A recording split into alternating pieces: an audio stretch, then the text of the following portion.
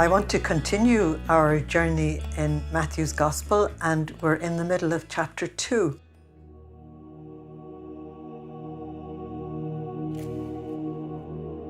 I shared with you in our last episode about the journey of the wise men going from the ends of the earth to find the King of the Jews. I have to take up at a very, very important point, and so I hope you listened to us last time. And that is, what did they find? They made this journey from the ends of the earth. They went looking for the King of the Jews, but what exactly did they find? Matthew says, and going into the house, they saw the child with his mother Mary, and falling on their knees, they did him homage. And then opening their treasures, they offered him various gifts. They went into the house.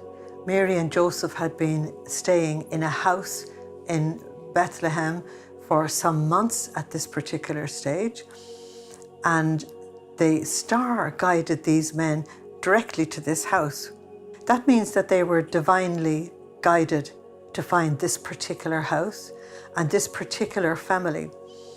The first question I want to ask and answer is, where was Joseph? At the time, Joseph, of course, was there, but he is not being pointed out by Matthew because Matthew wants to show you a particular image. And the image is a child and his mother, or I can put it the other way around, the king and his Jebura, his great lady. That's a very important thing. Maybe you've never heard the expression the Jebura before, and I'm going to explain it to you. Back in Genesis chapter 3, verse 15, when God gave the proto-gospel for the first time, he said that the solution to the problems of the human race lay in a king and his mother. Now, the king and his mother, or the child and his mother, are actually the same thing. This was so important that the scholars were very interested in the promise of the book of Samuel, chapter 7, verse 14, 1 Samuel 7:14, about the virgin giving birth, because they said, this is the child and his mother, this is the king and his mother. Now, you know that in the 9th century before Christ, that the people of Israel divided up into two kingdoms. The southern kingdom, they called the kingdom of Judah, and that's where the Judeans lived, and that's where the name the Jews comes from. And the northern part was called, originally it was called Ephraim, but then it became known as the northern kingdom of Israel. The northern kingdom of Israel apostatized from the faith, and they went very worldly, and they lived their lives according to very worldly standards. In Judah, you have about 19 kings reigning in Judah before they eventually go out into Babylon. And you can check this out in the Bible yourself. It's a good thing to look for. Only in the kingdom of Judah, but not in the northern kingdom of Israel, do you find that the king's wife was never called a queen. The person who was honored was the king's mother, and she was called the great Jebura. Now, that in English would be the great lady, or we would say, in America, they'd say the first lady, okay? And it was the king's mother. And so they kept this memory of the king and his mother going all down the centuries, right to the time of they're going into Babylon. And so when these men find the child and his mother, what Matthew is saying is, I've already told you that this child is the King of the Jews. I've already told you he's a son of Abraham, that he's a son of Mary, he's a son of David. I've already told you he's the Messiah. I've already told you he's the Emmanuel. This is who they found. They found the person that the Judean kings have been looking for all down the centuries. They have found him. And the only reason why they don't mention Joseph is to keep the image of the king and his mother very much alive in the consciousness of the people who are actually reading the text and learning from it. They want us to know. Now, Matthew wanted the Jews in his audience to know this as well, because this would answer one of the major questions that they had. The other thing that Matthew wants to say, that's before I ever mention any gifts, is that as you go through the early part of the gospel and the later sections of the gospel, that is the foundation and the roof of his gospel. Do you remember I told you it was a temple with 5 pillars and then there's a roof? It's at the beginning and at the end that you get an enormous amount of testimony to who Jesus is. And in chapter 2, the heavens proclaim his glory by pointing out through the star that he is born. And the heavens guide these wise people to find Jesus. The second thing is that the scriptures testify to him. Now, each one of the gospels tell us that the scriptures testify to Jesus all the time. And so Matthew goes to the trouble of actually naming it. So one of them was Micah 5:1 that I mentioned before. And you, Bethlehem, in the land of Judah, are by no means least among the leaders of Judah, for out of you will come the leader who will shepherd my people Israel. So there's the heavens proclaiming his glory, and there's the scriptures proclaiming who he is as well. A third set of testimony is actually set up, and that is these wise men who came from the east who will go back and tell everybody what they have seen. So there is a fourth one I was going to miss, of course, and that is the angel of the Lord who appears to them and tells them, this is what you do and this is what you don't do. Don't go back to Herod. Don't do that. Go on, go home. Tell your good people at home. And so the incredible thing that Matthew is saying is that the gospel message about Jesus Christ got out to the Gentiles long before the Jews knew about it. Because these magi go back into the Middle East where they live, whatever countries they came from. They may not have been from one country. They go back and they proclaim the message. Now, I did say to you earlier when I was introducing the gospel that long before Peter and Paul ever got to Rome, the Christian message got to Rome and Rome was evangelized just by ordinary little people, unnamed people. And that's the way God works, nice and quietly. And he doesn't need any huge, big projects, and he doesn't need the big politicians doing their big gestures. He doesn't need that at all. But these men who came seeking, they actually found what the Jews had been searching for so long, which the Jews themselves didn't find. Okay. So I want to give you another text, which is the scriptures proclaiming Jesus, and it's Genesis 49:10. It says that the scepter shall not depart from Judah, nor the mace from between his feet, until Shiloh, the peaceful one, comes, to whom it belongs, and to him the peoples will render obedience. Now that's as clear as anything in the book of Genesis, and yet the people of Israel couldn't take it. That while the scepter was not going to depart from Judah until the one who owned it would take it, and that person is Jesus. And at the same time, it was the Gentiles who were going to render him obedience, not anybody else. Isn't that amazing? And so the scriptures are fulfilled in amazing detail. So then Matthew tells us that the wise men offered Jesus, and I deliberately mean that, Jesus, not his mother. They offered Jesus some gifts, and one was gold representing divinity, the other was frankincense representing priesthood, and myrrh representing suffering. And so they gave him gifts that told him that we actually knew who you were before we came. If we didn't know, how could we bring you the gifts that speak so much about the mystery of your person?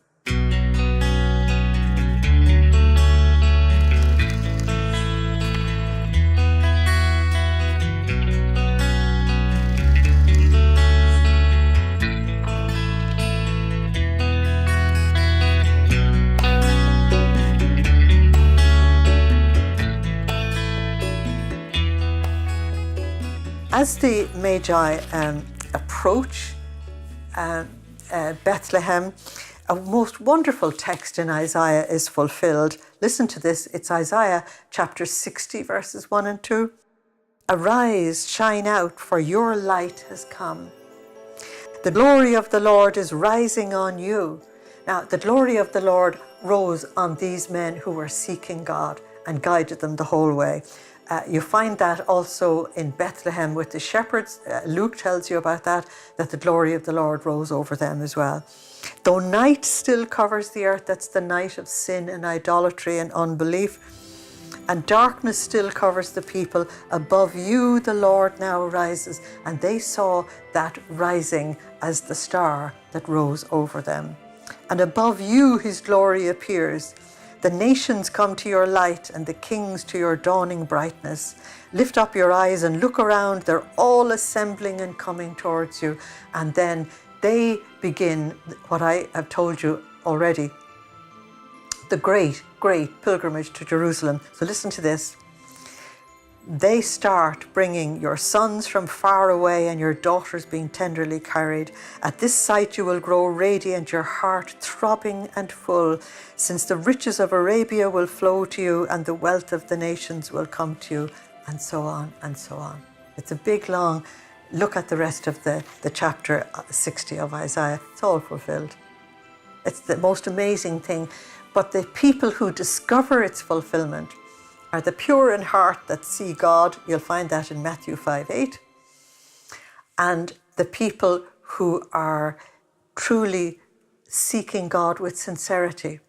So the Sanhedrin, who are doing their own thing and who have really descended into worldly politics, and Herod, who is just a killer looking after himself, they don't see anything. They don't see anything. They're blind. And so this is the tragedy that you meet with in the gospel. The little people are the ones who find, because the little people are truly seeking God. Now, you think the drama is over? The drama is only beginning. So, the angel of the Lord guides these wise people to go home. And one of the things that Matthew wants you to hear is that only the wise people of any generation ever go seeking God. The foolish ones don't seek him. And you're going to have a parable off at the other end of the gospel of the wise and foolish virgins, representing the whole of God's people. And he divides them into two, the wise and the foolish, those who seek God and follow him and do his will, and those who do their own thing, get lost in the history of the world. And it's our own choice which group we join. So as soon as the wise men go back to their own countries, Herod, of course, realizes that these men were not as stupid as he thought they were. And so when he realizes that they don't come back to him, now don't forget that Bethlehem is only about 2 or 2.5 miles from Jerusalem. You can walk it in no problem. So Herod realizes they should be back by now, and they're not back. And it's several days and they're not back. These people are not going to be staying in a no-place place all of this length of time. And he puts out his spies and realizes these guys have gone. And so at that stage, his murderous intent towards Jesus comes into effect. And unfortunately, we have put traditional titles over all of these texts. And in the Bible, I'm looking at the Jerusalem Bible, it calls it the flight into Egypt and the massacre of the innocents. What they should have said was the cross over the crib. The passion of Jesus has begun.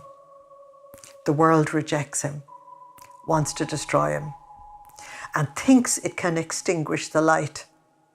But that's not going to be allowed to happen at the very beginning. So Jesus has two fathers. He has Joseph on earth, standing in the shoes of his own father in heaven. And both fathers decide they're going to save this son. And so the father of the child gets the message to Joseph to take the son into safety. This is actually very important, because It is only the Father who can reveal who the Son is, and it's only the Father who can protect him, nobody else. And so the message is given to Joseph, take the child and his mother and go. Go to Egypt. Go to Egypt means outside of Herod's territory. That's actually what he was saying. And since Egypt was the place that Jewish people who were in trouble always ran to Egypt, when you're reading the Bible, you mightn't think that. But there was always colonies of Jewish people in Egypt. And it was the place of refuge for when they were in trouble. So Mary and Joseph went there as well. You have here that at the beginning of Jesus' life, the Father will intervene to save his Son from death. At the end of his life, the Father will not intervene to save his Son, even when Jesus is in agony and says, Father, if it is possible, let this chalice pass. The Father doesn't move. And the Father actually wants the Son to make the sacrifice of his life so that the rest of us will be saved. So there's a great difference at the beginning and at the ending, because the Father saves him now so that he is there to give that great sacrifice in the end.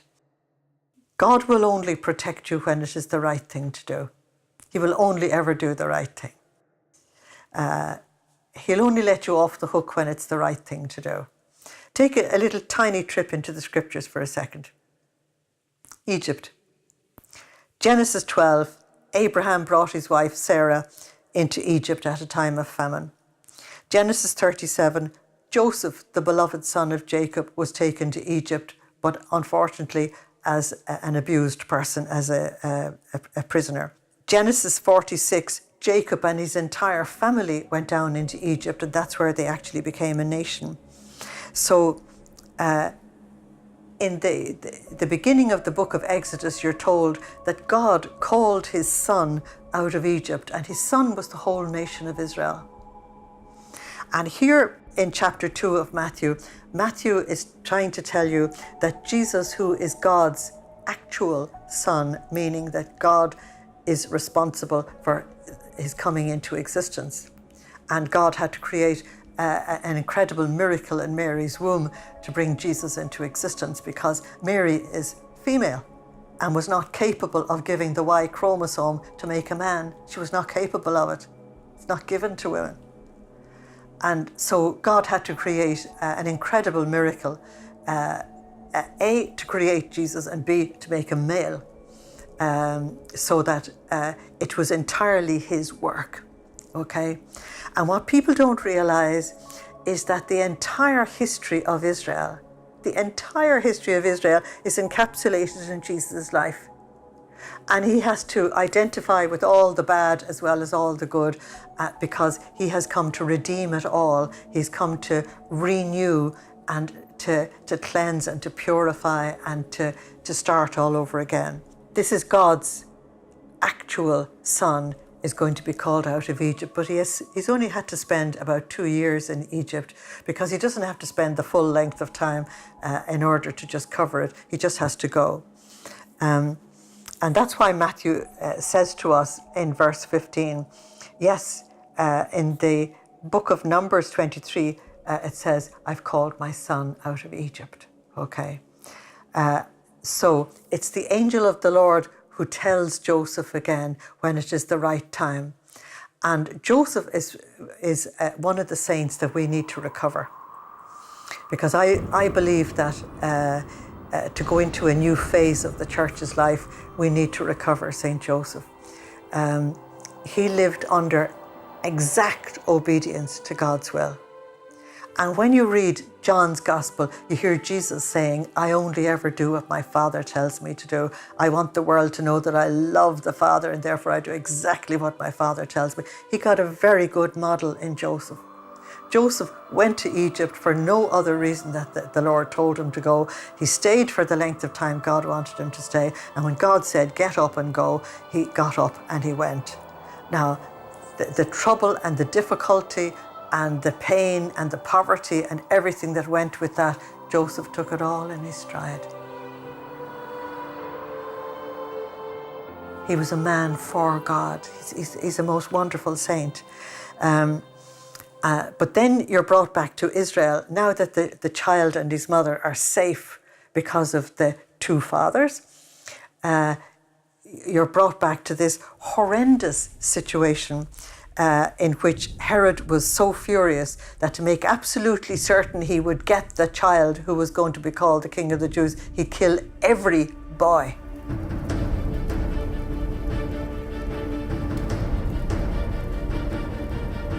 In Bethlehem. Now, Bethlehem is a small town, and the number of women who would have had children under the age of 2 might have been 10 or 15, but it's still 10 and 15.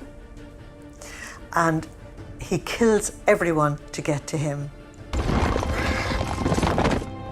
But there's a mystery involved here, and that is that at the beginning of Jesus' life, the very first people who get the message that anyone who is to follow him, Jesus will teach it in chapter 16, must take up their cross and follow him. It's a line of martyrs' blood that follows Jesus. And the martyrs' blood has gone on for the last 2,000 years. In the 20th century alone, more martyrs died for Jesus Christ than in the 19th centuries added together before it. And so the testimony of giving your life for Christ. Now, these innocents didn't know what was happening to them, but they are taken by God as very innocent victims. And so they will make reparation for all the sins of the people.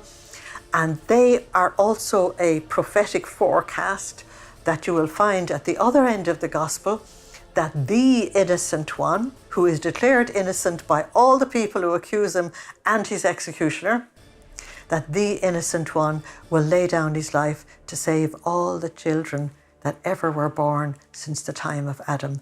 And the thing is wrapped up, that everything has a meaning in God's eyes. Everything is precious.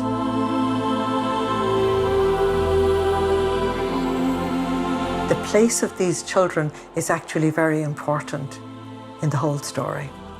Thank you for listening. Slán agus banach dé live. Goodbye. God bless you.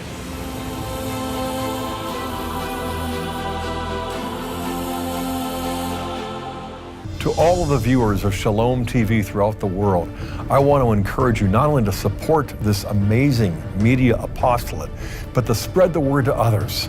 We all know how the internet and mass media are polluting the world with the poison of pornography and so much other forms of materialism. This is the source of eternal life, the gospel, and Shalom TV is consecrated to spreading the word of Christ. Thank you.